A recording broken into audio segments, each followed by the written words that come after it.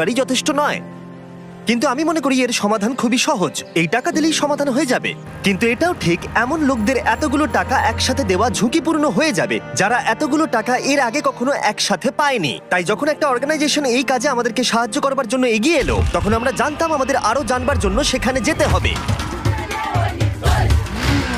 Uganda একটি সুন্দর দেশ এবং এখানে কিছু অবিশ্বাস্য লোক থাকে, কিন্তু যখন আমি প্রথম এই প্রোগ্রামটি সম্পর্কে গিভ ডাইরেক্টলির সাথে যোগাযোগ করি, তখন আমার প্রাথমিক প্রতিক্রিয়া এটাই ছিল যে এটা একটা ভয়ানক ধারণা। আমি ভেবেছিলাম যে চরম দারিদ্র্যের মধ্যে থাকা মানুষগুলোকে যদি 1 বছরের পুরো আয় সরাসরি তাদের হাতে তুলে দেওয়া হয়, তাহলে বোধহয় দুর্যোগের মধ্যে সেটা সঠিক হবে না।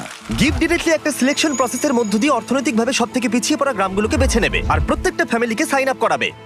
তারপর তাদেরকে একটা করে মোবাইল ফোন দেওয়া হবে আর তারা একটা ইউনিক পিন নাম্বার পাবে। টাকাটা তাদের সিম কার্ডে ডাইরেক্ট ঢুকবে যাতে তারা সরাসরি লেনদেন করতে পারে, অথবা তারা পিন কোড ব্যবহার করে কাছাকাছি আউটলেটে গিয়ে মোবাইল